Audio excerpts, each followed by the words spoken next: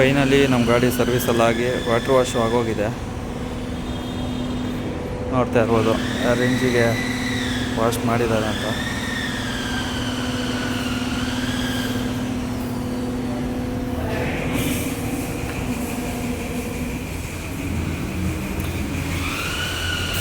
ಇದು oil leak ಆಗ್ತಾ ಇತ್ತು. ಇದು ಬೋಲ್ಟ್ ಬೇರೆದು ಹಾಕಿದ್ದಾರೆ. ಇದು ಈ ಕಲರೇ ಇತ್ತು, ಸಿಮೆಂಟ್ ಕಲರೇ. ಇದನ್ನು ತೆಗೆದು ಬ್ಲ್ಯಾಕ್ ಕಲರ್ ಹಾಕಿದ್ದಾರೆ. ಇಲ್ಲಿ ಆಯಿಲ್ ಮತ್ತೇನಾದ್ರು ಲೀಕ್ ಆಗ್ತಿತ್ತೇನಪ್ಪ.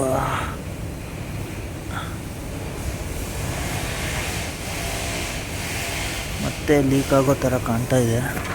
ಇದೊಂದು ಮೇಜರ್ ಪ್ರಾಬ್ಲಮ್ ಆಗ್ಬಿಟ್ಟಿದೆ ಇವರು ನನ್ನ ಗಾಡೀಲಿ. ಏನಂತ ಗೊತ್ತಾಗ್ತಾ ಇಲ್ಲ.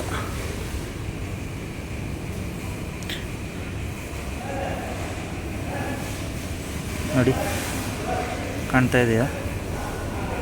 ಆಯಿಲ್ ಮತ್ತೆ ಲೀಕ್ ಆಗ್ತಾ ಇದೆ. ಕಂಪ್ಲೇಂಟ್ ಮಾಡಿದ್ದೆ, ಸಾಲ್ವ್ ಮಾಡಿಲ್ಲ. ನೋಡೋಣ, ಇನ್ನು ಬಿಲ್ಲಿಂಗ್ ಮಾಡ್ತಾಯಿದ್ದಾರೆ. ಮೇಲೆ ಹೋಗ್ಬಿಟ್ಟು ಒಂದು ಸತಿ ಕಂಪ್ಲೇಂಟ್ ಮಾಡೋಣಂತೆ. ಬನ್ನಿ, ಬಿಲ್ ಎಷ್ಟಾಗಿದೆ ಚೆಕ್ ಮಾಡೋಣಂತೆ.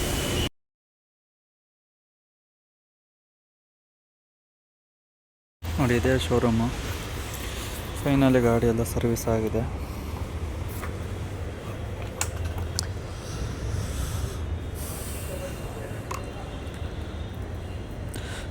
ಕಿಲೋಮೀಟ್ರಿಗೆ ಮಾಡಿಸ್ಬೇಕಿತ್ತು. RPM ಬೇರೆ ಅನ್ಲಾಕ್ ಆಗಿಲ್ಲ. ಬಿಲ್ಲು ವಾಟ್ಸಪ್ಪಲ್ಲಿ ಬಂದಿದೆ, ಡೈರೆಕ್ಟ್ ಕಾಪಿ ಕೊಟ್ಟಿಲ್ಲ. ಹಂಗಾಗ್ಬಿಟ್ಟು ನಿಮಗೆ ಎಷ್ಟಾಯಿತು ಏನು ಅಂತ ಹೇಳ್ತೀನಿ. ಆಮೇಲೆ ಮೇಜರು 250ಲಿ ನನಗೆ ಬಂದಿರೋ ಕಂಪ್ಲೇಂಟ್ ಅಂತ ಹೇಳೋಕ್ಕಾಗಲ್ಲ, ಶೋರೂಮ್ ಅವ್ರದ್ದು ಅವೇರ್ನೆಸ್ ಅಂತ ಹೇಳ್ಬೋದು.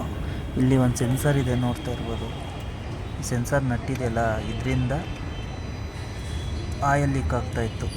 ಅವರು ಸುಮಾರು ಸತಿ ಚೆಕ್ ಮಾಡಿ ಈ ನಟ್ಟನ್ನು ಚೇಂಜ್ ಮಾಡಿ ಎಲ್ಲ ಇದು ಮಾಡಿದ್ರು ಕಂಪ್ಲೇಂಟ್ ಸಾಲ್ವ್ ಆಗಿರಲಿಲ್ಲ. ಇಲ್ಲಿಂದ ಸೋರ್ತಾ ಇತ್ತು ನನಗೆ ಮೇನ್ ಅದೊಂದು. ಆಮೇಲೆ ಇದು ಕೂಲೆಂಟ್ ಇದೆಯಲ್ಲ, ಫ್ಯಾನು, ಸಿಕ್ಕಾಪಟ್ಟೆ ಸೌಂಡ್ ಬರುತ್ತೆ. ಅವೆರಡು ಬಿಟ್ಟರೆ ಇನ್ನೇನಿಲ್ಲ. ಆಮೇಲೆ ಈ ಗಾಡಿ RPM ಅನ್ಲಾಕ್ ಆಗೋ ತನಕ ಲ್ಯಾಗ್ ಹೊಡಿತೈತೆ.